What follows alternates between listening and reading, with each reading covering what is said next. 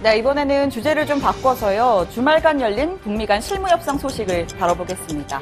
시계바늘을 좀 돌려보죠. 스웨덴 스톡홀름에서 열린 북미 간의 실무 협상이 우리 시간으로 어제 새벽에 결렬됐습니다. 비핵화와 그에 대한 보상, 어느 것을 먼저 할지 생각이 달랐던 양측에 결국 이견을 좁히지 못한 건데요. 하노이 노딜 이후 벌써 7개월, 돌파구를 찾는 듯했던 북미 관계는 또다시 안개 속입니다.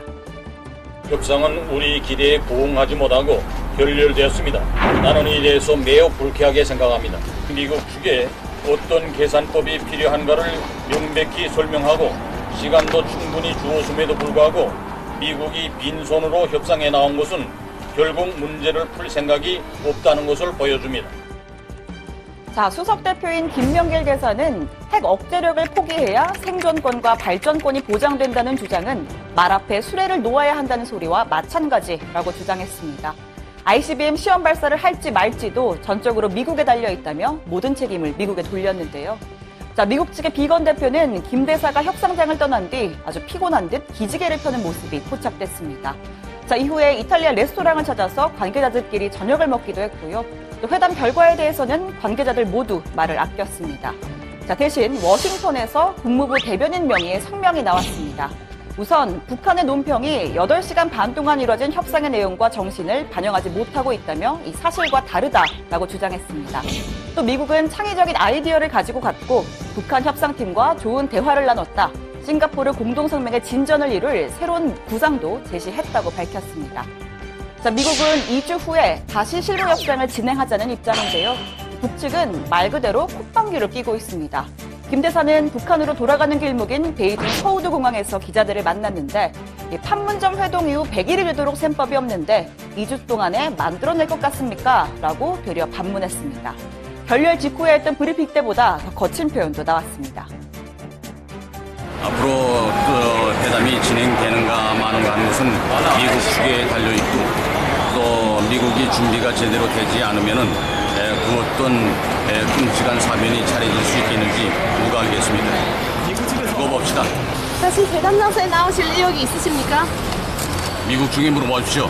우리로서는 이번 회담에 대해서 매우 욕스럽게 생각을 합니다. 욕스럽다는 게 무슨 뜻이죠? 사전을 찾아보십시오. 네, 역스럽다는 역겹다라는 뜻의 북한 단어입니다. 이번 회담의 실망감이 상당하다는 걸 여실히 보여주는 단어인데요. 반면 또 일각에서는 의도된 결렬, 또 의도된 비난이라는 해석도 나옵니다. 협상에 판을 깰 생각은 없는 북한이 결국 트럼프 대통령이 직접 등판하는 상황을 만들기 위해 주도권 다툼을 하고 있다는 거죠. 협상이 끝나고 30분 후에 대사관에 도착해서 바로 준비된 성명서를 읽었다. 그렇다면은 점심때 이미 적절하게 이 기회를 봐서 이 판은 결렬 형식으로 보고 돌아오라 하는 지시가 평양서부터 내려오지 않았는가. 예. 네, 워싱턴 포스트 역시 트럼프 대통령을 비판하는 논지에서 비슷한 해석을 내렸습니다. 협상 결렬은 트럼프 대통령의 개인적 외교술의 위험을 드러낸 것이라고 지적했고요. 북한은 트럼프 대통령과의 직거래를 원하고 있기 때문에 실무 협상은 중요하게 여기지 않는다라고도 했습니다. 자, 월스트리트 저널은요, 더 많은 무기 실험 가능성을 우려했습니다. 화가 난 북한에게 더 많은 무기 시험을 할 정당성을 제공할 수 있다고 전망하면서 이러한 신경전을 펼칠 경우 북미 대화에도 좋지 않은 영향을 미칠 것으로 보인다라고 분석했습니다. 자, 이 협상의 주인공인 트럼프 대통령, 아직까지 이 실무회담 결렬에 대해서 가타부터 언급을 하지 않고 있는데요. 우크라이나 스캔들에 추가 내부 고발까지 나오면서 이 탄핵 위기에 몰린 터라 여유가 많지는 않을 겁니다.